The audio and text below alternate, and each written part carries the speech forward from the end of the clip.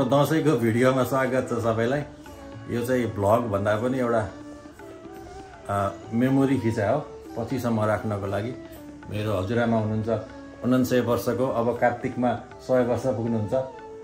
उहाँको हजुर यहाँ मान्छे छन् नि, यहाँ नमस्ते गर्नु त। कति मान्छे छन् यहाँ, कति मान्छेले हेर्छन्?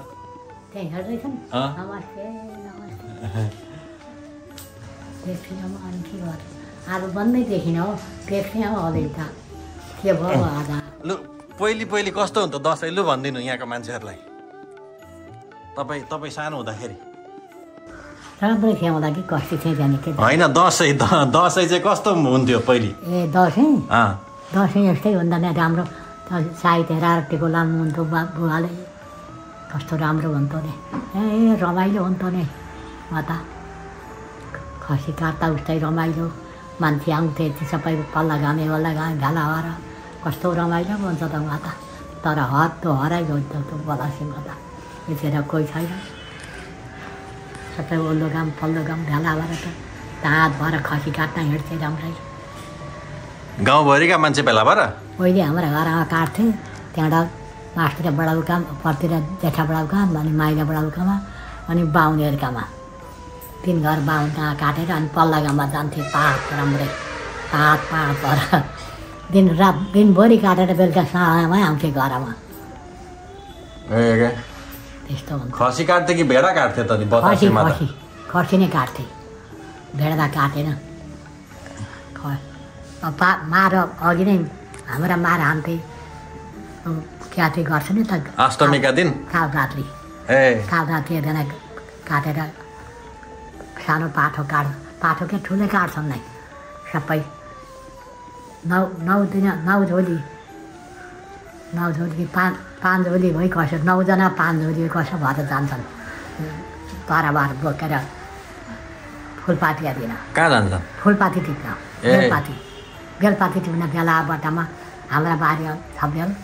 अनि वहीँ गएर बेलपाती तराबार बोकेर सबै तराहरू बोकेर झोला बोकेर ती झोलामा पात हालेर कतै केरा सबै घरै हिँड्छन्। दाजुभाइ कति हिँडेका ती सबैमा हिँड्छन्। ती कोठ्यारीमा केही काँक्रा साक्रा केही सामान ल्याउँछन्। फर्सी छ भने काट्दै हिँड्दै गर्छन् सबै बाटोमा। बाटामा त्यसो गर्दा ती चाहिँ किन काटेका त फर्सी चाहिँ? ती फर्सी त्यसै उनीहरूको त्यो काट्दै त्यो तराबाले च्याट पार्दै हिँड्छ। अब मासु खाने मुला फर्सी नखाने भनेर काटेको होला।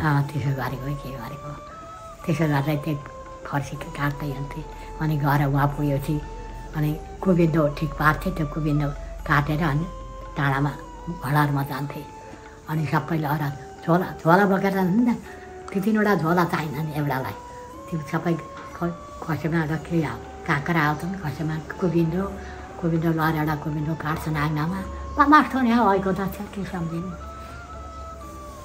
अहिले हाम्रो त कस्तो छोटो नै, त्यस्तो रमाइलो त काहीँ पनि हुँदैन।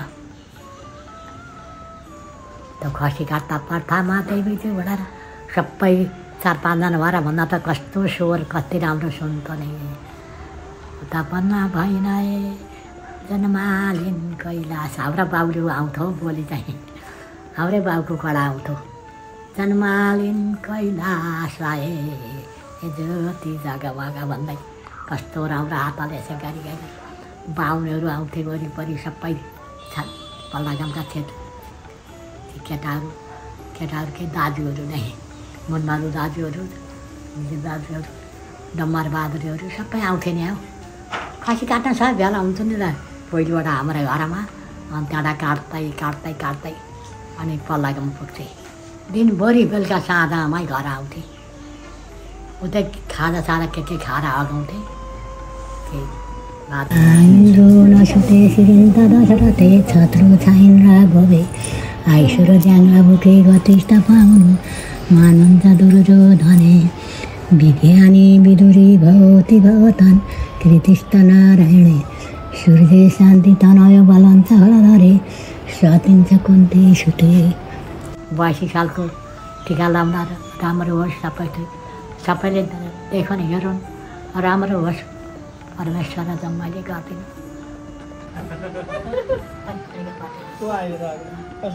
कस्तो लाग्दैछ दसैँ? राम्रो छ, राम्रो भइरहेछ। कतिजनालाई आशीर्वाद दिइसक्नु भएको आजसम्म थाहा छ? कतिजनालाई टिका लगाइदिइसक्नु भयो आजसम्म? कति कति लाग्यो मैले हिजो 57 आज खै भन्दैछ नि। त्यही त 100 पुग्न लाग्यो। कुन छोरीका सन्तान यी? माइली छोरीका